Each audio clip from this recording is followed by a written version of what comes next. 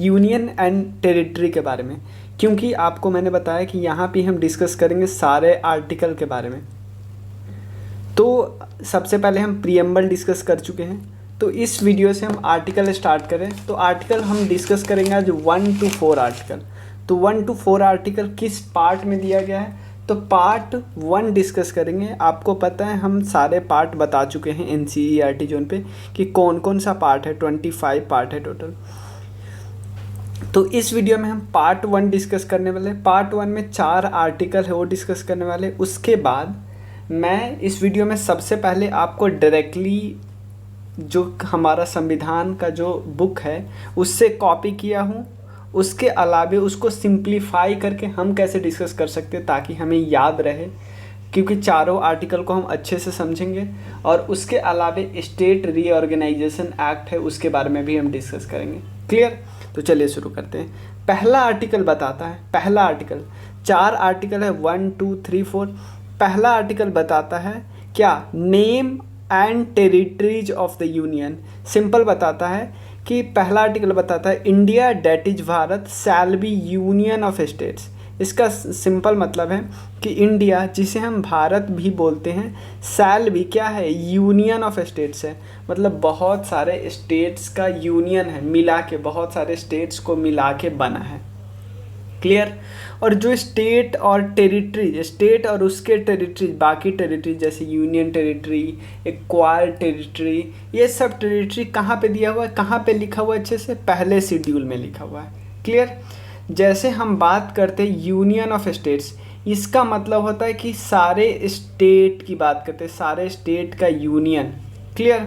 और उसके बाद हम बात करते हैं जब टेरिटरीज ऑफ स्टेट, टेरिटरीज का बात तब करते हैं, उसमें टेरिटरीज में क्या क्या आ जाता है, स्टेट भी आ जाता है, यूनियन टेरिटरी भी आ जाता है, और ऐसे एक्वायर्ड टेरिटरी आ जाता है जो हमने बाद में इंडिया में शामिल किया। जैसे एग्जांपल हम ले सकते हैं पुर्तगीज से हमने अपना देश, अपना पार्ट लिया था, गोवा, पुडुचेरी वगैरह सब लिया था, दमन एंड दीव लिया था। तो बाद में इंडिया का पार्ट बना, 1962 के आसपास बना। सिक्किम बाद में बना है, 1975 के आसपास बना है। क्लियर? तो पहला आर्टिकल क्या कहता है, पहला आर्टिकल कहता है India that is Bharat shall be union of state, और ये सब लिखा है आर्टिकल शेड्यूल 1 में। शेड्यूल 1 में मैं बता चुका हूँ। तो टेरिटरीज का मतलब होता है कि टेरिटरीज का मतलब होता है state plus union territories plus acquired territory. Clear है ना? तो इसको हम सिंप्लीफाई कर दिए एक लाइन में, मतलब एक बहुत सारे छोटे में, कि India that is union of state, India that is Bharat shall be union of states. Clear? तो यूनियन ऑफ स्टेट्स, इससे, इस पर्टिकुलर लाइन से क्या क्या पता चलता है, आर्टिकल 1 से 2 चीज़ पता चलता है। एक तो हमारा कंट्री, हमारे कंट्री का नाम, क्लियर, इंडिया और भारत। उसके अलावा टाइप ऑफ पॉलिटी पता चलती है कि हमारा, हम यूनियन ऑफ स्टेट है, ना कि फेडरेशन ऑफ स्टेट है। क्लियर? क्योंकि हमने कोई एग्रीमेंट साइन नहीं किया है। फेडरेशन होता तो कोई एग्रीमेंट साइन होता और स्टेट के पास पावर होता कि वो सिसीड कर सकता है बाद में।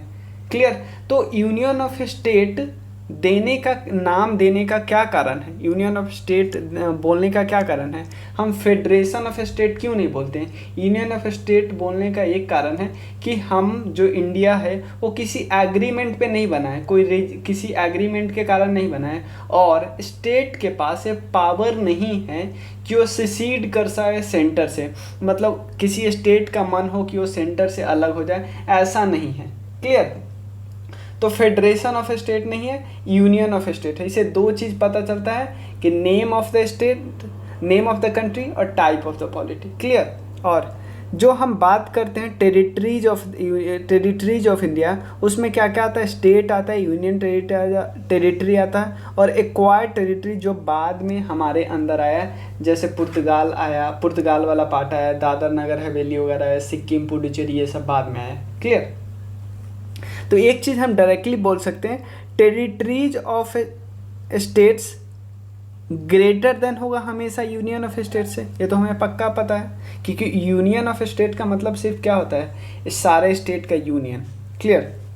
उसके बाद टेरिटरीज ऑफ इंडिया का मतलब क्या होता है, स्टेट, यूटी, एक्वायर्ड टेरिटरी, सारे हो गया, क्लियर। अब बात आता है सेकेंड आर्टिकल में। पहला आर्टिकल क्या है, पहला आर्टिकल सिंपल बोलता है कि India that is Bharat shall be union of states, clear है ना। और आर्टिकल 1 में बताया गया कि हमारी टेरिटरी क्या क्या है, हमारी टेरिटरी स्टेट है, हमारी टेरिटरी यूनियन टेरिटरी है, हमारी टेरिटरी कोई भी एक्वायर्ड टेरिटरी होगी जो इंडिया लीगल तरीके से किसी जगह को अपने अंदर शामिल करेगा, क्लियर। अब आता है आर्टिकल 2। आर्टिकल 2 क्या बोलता है, आर्टिकल 2 सिंपल बात बोलता है कि एडमिशन और एस्टाब्लिशमेंट ऑफ न्यू स्टेट, कोई ऐसा जगह, ध्यान देना, कोई ऐसा जगह जो अभी तक इंडिया का पार्ट नहीं था, अभी तक इंडिया का पार्ट नहीं था, या हो सकता कोई ऐसा जगह जो अभी एक्वायर्ड टेरिटरी था, बाद में इंडिया ने उसको स्टेट बना दिया, जैसे गोवा, क्लियर। और तो यहाँ देखो, तो यहाँ पे बता दिया गया पार्लियामेंट के पास पावर है, ध्यान देना, सिर्फ पार्लियामेंट के पास, सिर्फ पार्लियामेंट, यहाँ पे कोई स्टेट लेजिस्लेचर नहीं आता है। पार्लियामेंट के पास पावर है कि वो किसी जगह को एडमिट कर सकता है। एडमिट का मतलब है ऑलरेडी एग्जिस्ट, जैसे कोई इंडिया का ऑलरेडी पार्ट है उसको स्टेट बना दिया। और एस्टाब्लिश, देखो कोई जगह जो अभी तक इंडिया का पार्ट नहीं था, जैसे 1962 से पहले जो गोवा इंडिया का पार्ट नहीं था, दमन एंड दीव नहीं था, तो इसने क्या किया, एस्टाब्लिश कर लिया, इस पार्ट को भी इंडिया का पार्ट बना दिया और बाद में स्टेट घोषित कर दिया, क्लियर। तो सेकेंड आर्टिकल में, तो सेकेंड और थर्ड आर्टिकल में क्या डिफरेंस है, सेकेंड आर्टिकल बताता है कोई ऐसा जगह जो अभी स्टेट नहीं था उसको कैसे आप शामिल करते हो, लेकिन थर्ड आर्टिकल बताता है कोई स्टेट बन गया है, उसके बाद उसके एरिया को कम ज़्यादा उसका रीनेमिंग करते हो, क्या कुछ भी करते हो या क्या करते हो, क्लियर। तो इसको हम सिंप्लीफाई करके कैसे डिस्कस करेंगे, तो आर्टिकल 2 बोलता है, आर्टिकल 2 बोलता है कि parliament can do 2 things, parliament 2 चीज़ कर सकता है। एक एडमिट, जो एरिया अभी भी इंडिया, पहले से इंडिया का पार्ट है उसको स्टेट बना देना, या कोई इंडिया का पार्ट नहीं था उसको स्टेट बनाना है, ये यहाँ पे, but those who already not already in union of state, clear. तो ये दोनों या तो एडमिट कर सकता है, एंट्री करवा सकता है, या एस्टाब्लिश करवा सकता है। उसके बाद आर्टिकल 3 क्या करता है, आर्टिकल 3 क्या बोलता है, पार्लियामेंट के पास पावर होता है कि वो 2 स्टेट को ऐड कर सकता है, या स्टेट को जैसे एक स्टेट से 2 टुकड़े कर सकता है, या दो स्टेट को जोड़ सकता है, क्लियर, या एक स्टेट एक यूनियन टेरिटरी को जोड़ सकता है, या एक स्टेट और एक यूटी का छोटा छोटा पार्ट लेके एक दूसरा स्टेट बना सकता है, स्टेट के एरिया घटा सकता है, कोई यूटी का एरिया घटा सकता है, और नेम को चेंज कर सकता है, नेम गेम कुछ भी कर सकता है। लेकिन आर्टिकल 3 के आधार पर स्टेट कभी भी स्पेशल स्टेटस नहीं दे सकता, जैसे JNK को दिया गया था, और भी स्टेट को 371 के अंदर दिया गया है, 371A से लेके आगे तक जो दिया गया है। जो आपको स्पेशल स्टेटस की बात किस पार्ट में की गई है, पार्ट 21 में, पार्ट 21 में किया गया है स्पेशल स्टेटस का बात, क्लियर। तो आर्टिकल 2 क्या बोलता है, आर्टिकल 2 बोलता है किसी नए जगह को आप नए जगह को स्टेट बना सकते हो। जैसे एडमिट न्यू स्टेट का मतलब क्या है कि अब जैसे कोई एरिया था वो इंडिया का पार्ट था, हमने उसे एक नया स्टेट बना दिया, मतलब अब उसमें लेजिस्लेटिव असेंबली हमने डाल दिया, क्लियर। अब दूसरा आर्टिकल 2 में 2 चीज़ था कि एक जो ऑलरेडी पार्ट था उसको हमने स्टेट बनाया, और दूसरा एक ऑलरेडी पार्ट नहीं था हमने उसे इंडिया में पहले शामिल किया और स्टेट बना दिया, क्लियर। जैसे गोवा का एग्जांपल ले सकते हैं, 1962 से पहले इंडिया का पार्ट नहीं था। आर्टिकल 3 में हम देख लिए बस फेर बदल है। अब क्वेश्चन है कि आर्टिकल 3 और 2 में चेंज कौन करता है, कोई भी चेंज, इस सारे आर्टिकल से कोई भी चेंज पार्लियामेंट कर सकता है, पार्लियामेंट के अलावा किसी के पास पावर नहीं होता है। और एक और चीज़, आर्टिकल 2 या आर्टिकल 3 में चेंज करने के लिए जो संविधान में अमेंडमेंट करना पड़ता है, उस अमेंडमेंट को उसको 368 से करने की ज़रूरत नहीं, 368 से करने की ज़रूरत नहीं। यानी आप ऑर्डिनरी बिल से आप संविधान में अमेंडमेंट कर सकते हो। आपको पता है ना 368 के अंदर 2 टाइप की अमेंडमेंट पावर है, एक है स्पेशल मेजॉरिटी, एक है special majority plus half state. लेकिन इन दोनों की भी ज़रूरत नहीं है, आप ऑर्डिनरी तरीके से आप संविधान में अमेंडमेंट कर सकते हो। संविधान में अमेंडमेंट कर सकते हो किस दोनों आर्टिकल से रिलेटेड? आर्टिकल 2 और 3 से। क्लियर? इससे ये पता चलता है ना कि जो स्टेट है वो डिस्ट्रक्टिबल है, मतलब स्टेट को तोड़ा मरोड़ा जा सकता है। जैसे स्टेट को 2 टुकड़े में तोड़ दिया, जैसे बिहार झारखंड अलग हुआ है, उत्तराखंड यूपी अलग हुआ है, उसके बाद आंध्रा और तेलंगाना अलग हुआ है, JNK को 2 पार्ट में तोड़े, यूटी बना है। क्लियर? तो अब क्वेश्चन होता है कि अब पार्लियामेंट इसको कैसे करता है? पार्लियामेंट कैसे करता है? पार्लियामेंट के पास पावर कहाँ से आता है? भाई पार्लियामेंट बहुत आसानी से एक चीज़ कर लेता है, सिंपल। अगर कोई बिल देखो, क्योंकि आपको पता है ये बिल सीधा, जैसे किसी स्टेट को नाम चेंज करना है, इवन कुछ भी करना है, स्टेट का एरिया घटाना बढ़ाना है, वो खुद स्टेट कुछ नहीं कर सकता, वो बिल पार्लियामेंट में ही इंट्रोड्यूस होगा। देखो अब मान लो जैसे कोई एग्जांपल है, कोई स्टेट खुद चाह रहा है अपना नाम चेंज करना, तो सबसे पहले वो जाएगा प्रेसिडेंट के पास। प्रेसिडेंट, तो प्रेसिडेंट ऐसे बिल को पास होने के लिए प्रेसिडेंट का प्रायर रिकमेंडेशन चाहिए होता है। ये बिल तभी इंट्रोड्यूस होता है, ये बिल तभी इंट्रोड्यूस होता है कहाँ पे? पार्लियामेंट में। क्लियर है ना? ये बिल इंट्रोड्यूस होता है पार्लियामेंट में। एक और चीज देखो, पार्लियामेंट कह दिए तो इसका मतलब ये नहीं कि लोकसभा या राज्यसभा, दोनों में से कहीं। पार्लियामेंट बोलने का सिंपल मतलब होता है कोई भी हाउस। क्लियर? तो अब क्या होता है, प्रेसिडेंट क्या करता है? प्रेसिडेंट के हाथ में अभी बिल है, तो प्रेसिडेंट उस बिल को रेफर करता है स्टेट लेजिस्लेटिव असेंबली में। ध्यान देना कि हम तुम्हारे स्टेट का 2 टुकड़ा कर रहे हैं, ठीक है। पर प्रेसिडेंट भेजता है स्टेट लेजिस्लेटिव असेंबली को कि हम तुम्हारे स्टेट का 2 टुकड़ा कर रहे हैं। क्लियर? देखो, और ये कभी भी बिल, मतलब अगर प्रैक्टिकली देखो तो कभी बिल खुद से नहीं पास होता। जब देखते हैं कि स्टेट ऐसे ऐसे, मतलब बहुत स्टेट में प्रॉब्लम चल रहा है, तभी कोई पार्लियामेंट 2 टुकड़े में तोड़ता है, क्योंकि हो सकता है कभी बहुत ज़्यादा मूवमेंट हो रहा है किसी स्टेट में, और किस बेसिस पे तोड़ता है कुछ वो भी हम देखेंगे। क्लियर? तो प्रेसिडेंट वो बिल स्टेट लेजिस्लेटिव असेंबली के पास शेयर करता है और बोलता है कि आपके पास इतना समय है, आपके पास 2 महीने का समय है, आप इस 2 महीने में अपना ओपिनियन भेज सकते हैं। तो क्या स्टेट लेजिस्लेटिव असेंबली जो अपना ओपिनियन प्रेसिडेंट पे भेजेगी, क्या वो ओपिनियन बाइंडिंग होगा प्रेसिडेंट पे? नहीं नहीं नहीं, बिल्कुल नहीं। स्टेट लेजिस्लेटिव असेंबली को एक तो टाइम लिमिट दिया जाता है, अगर टाइम लिमिट के अंदर भी ये ओपिनियन अपना दिए ना प्रेसिडेंट को, तो भी ये क्या होगा? कोई बाइंडिंग नहीं है। क्लियर है ना? इवन टाइम लिमिट के अंदर भेजे हो उसके बाद भी कोई बाइंडिंग नहीं है। क्लियर?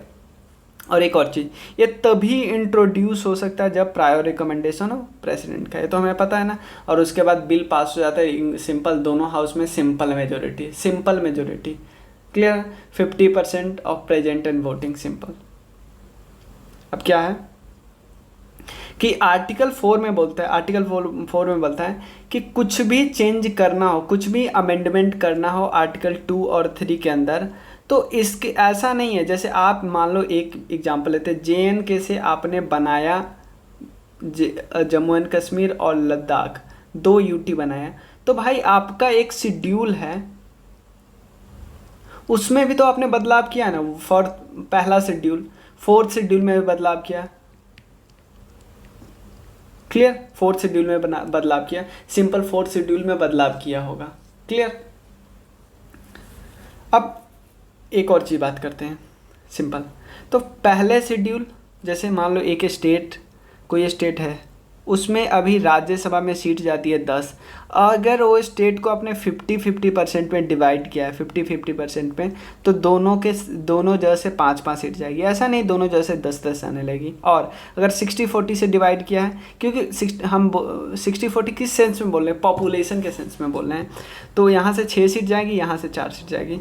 यानी किस स्टेट से जाएगा, तो 4th शेड्यूल में भी चेंज किया जाएगा, क्लियर है ना। लेकिन आपने एक बार देखा होगा कहीं पे कि फोर्थ शेड्यूल में बदलाव करना होता है तो special majority plus half state की ज़रूरत होती है। ऐसा किस लिए होता है भाई? अगर पार्लियामेंट चाहे कि मैं फोर्थ शेड्यूल को ही हटाना चाहता हूँ, या मैं हर स्टेट को 2-2 सीट देना चाहता हूँ, एकदम इक्वल रिप्रेजेंटेशन हर स्टेट का होना चाहिए, तो अगर स्टेट ऐसा करना चाहता है ना, सॉरी पार्लियामेंट अगर ऐसा करना चाहता है ना, तो इसके लिए ये ज़रूरी है, इसके लिए special majority plus half state की ज़रूरत है।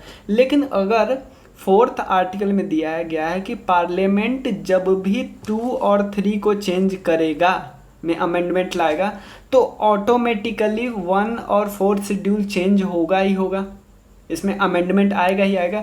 JNK से आपने 2 किया तो वहाँ पे जो JNK लिखा हुआ है उसको काट दिया गया, उसमें 2 नए नाम लिख दिए गए, सिंपल यही होता है ना। लेकिन इसको फोर्थ आर्टिकल को कंक्लूड करने के लिए पार्लियामेंट को सिंपल मेजोरिटी की ज़रूरत होती है, उसे 368 की ज़रूरत भी नहीं है, क्लियर है ना।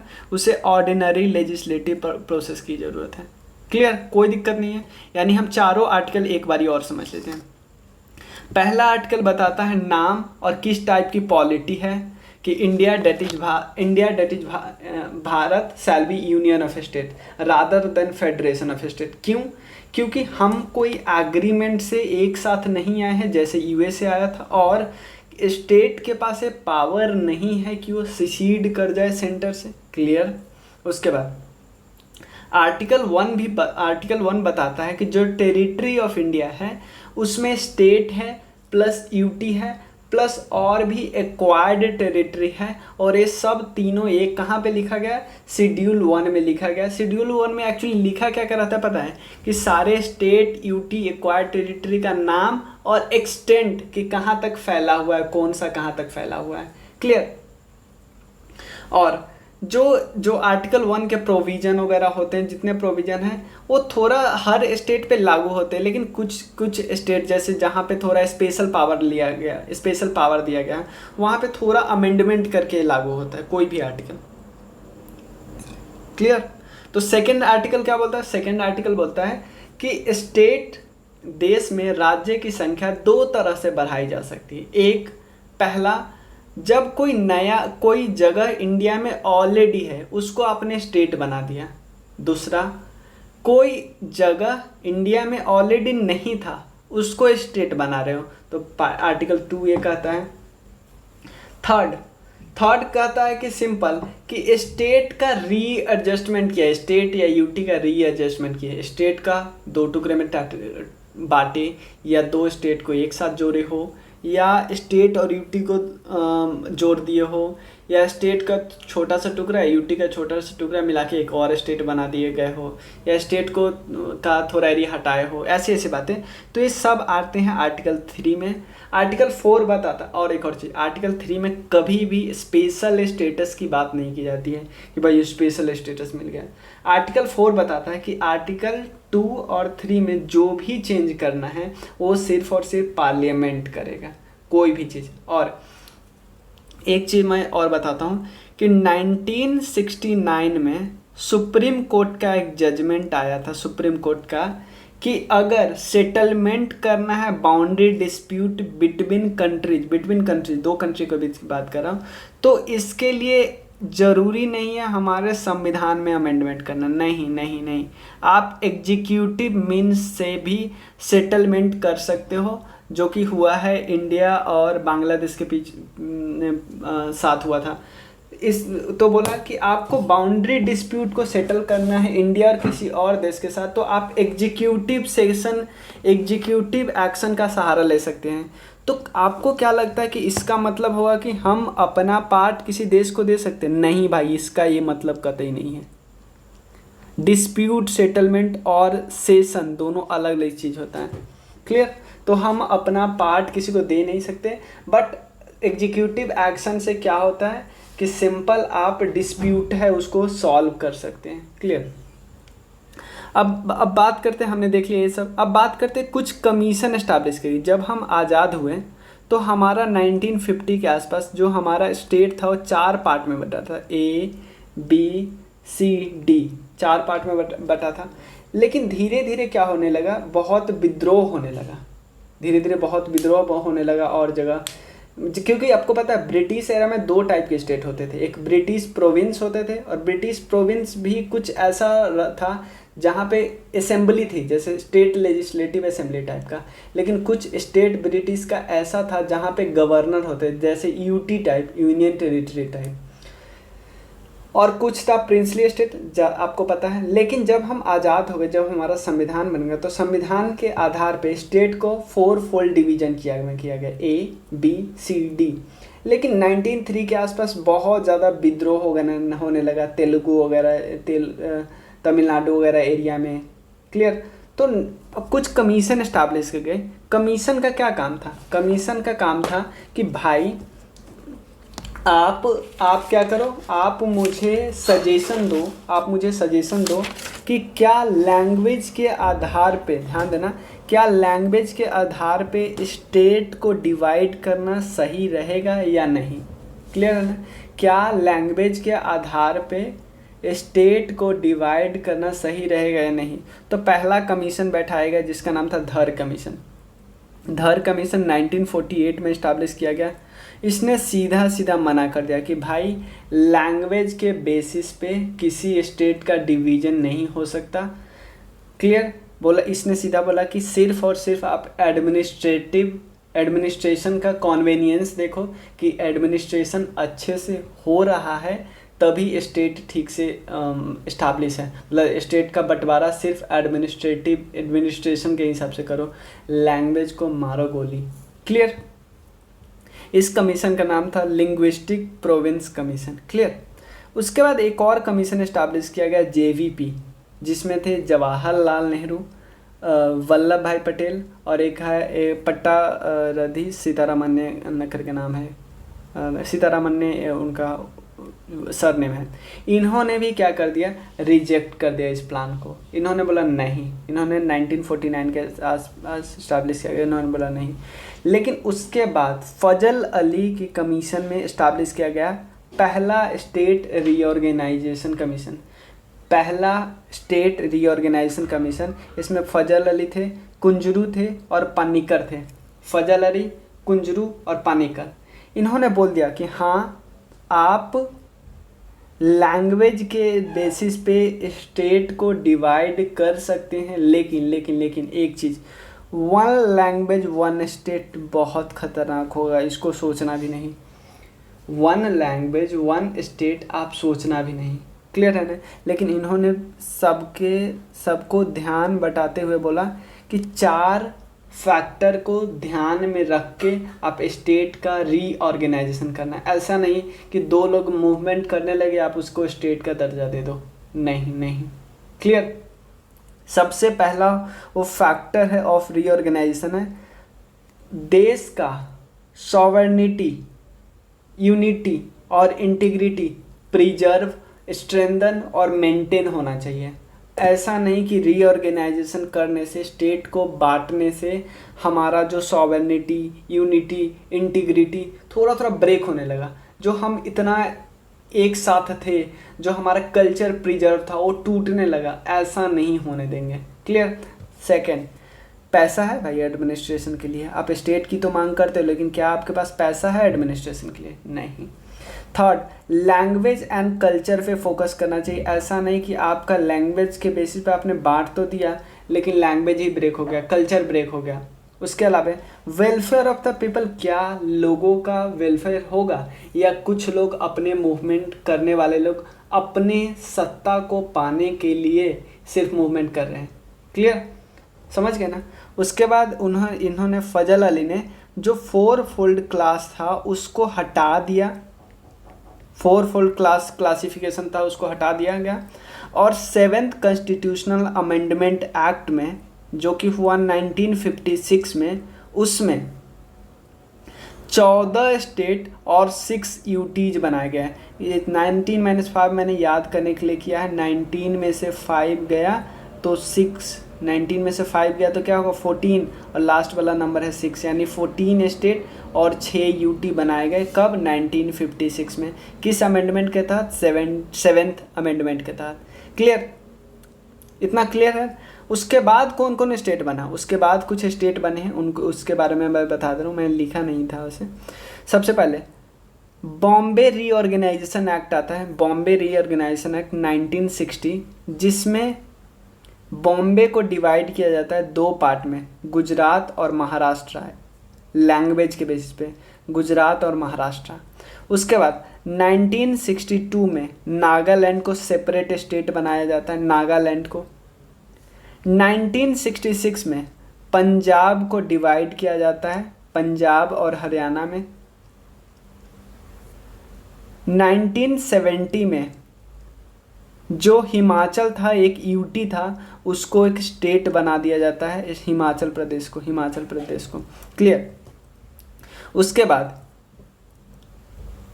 मणिपुर, त्रिपुरा, मेघालय और union territory of Mizoram, Arunachal Pradesh, जो सब इस्टेब्लिश हुआ गया था 1971 में। मणिपुर, त्रिपुरा, मेघालय और union territory of Mizoram and Arunachal Pradesh 1971 में इस्टेब्लिश किया गया। लेकिन मिजोरम और अरुणाचल प्रदेश को स्टेटहुड अचीवमेंट हो गया 1986 में। उसके अलावा 36th कॉन्स्टिट्यूशनल अमेंडमेंट एक्ट के आधार पे 1975 में सिक्किम को स्टेटहुड का दर्जा दिया गया। 1987 में गोवा को, 1 नवंबर 2000 को, 1 नवंबर 2000 को किसको, छत्तीसगढ़ को, 8 नवंबर 2000 को उत्तराखंड को, मतलब जिसको उत्तरांचल भी बोलते हैं, पहले उत्तरांचल बोलते थे आप उत्तराखंड, झारखंड को 15 नवंबर 2000 को। उसके बाद तेलंगाना को, तेलंगाना 2014 में। तेलंगाना जैसे ही डिवाइड हुआ तो 29 स्टेट और 7 यूटी आ गया। उसके बाद इसको हमने 29 में से एक घटाया, JNK, उसको हम 2 यूटी में कन्वर्ट कर दिए, तो 28 स्टेट और 9 यूटी। उसके बाद हमने क्या किया, हमारे पास जो 9 यूटी में 2 यूटी था, दमन एंड दीव एंड दादर और नगर हवेली, दोनों गुजरात मुंबई के पास है, दादर एंड नगर हवेली, दोनों को मिला के 1 यूटी हम बना दिए। एक्चुअली क्या था, जो दादर एंड नगर हवेली और दीव दोनों एक साथ था, दमन थोड़ा दूर था, तो इसलिए तीनों को एक साथ जोड़ के हमने बना दिया, चारों को एक साथ जोड़ के हमने यूटी बना लिया। क्लियर, हमारा एक कंप्लीट हो गया एकदम। अब कोई टॉपिक इसमें क्लियर नहीं रहा, ये तो मैं वैसे ही करंट अफेयर्स वगैरह के लिए कुछ लिखा था। क्लियर, तो अगर आपको चाहिए नोट्स तो मैं नोट्स भी प्रोवाइड कर दे सकता हूँ। मैं देखो मैं क्या करता हूँ कि ये अपने लिए बनाया हूँ और मैं इसके नीचे इस टॉपिक से रिलेटेड करंट अफेयर्स जो आते हैं उसको ऐड ऑन करता हूँ, ताकि मेरा कॉम्प्रिहेंसिव तरीके से एक साथ हो सके।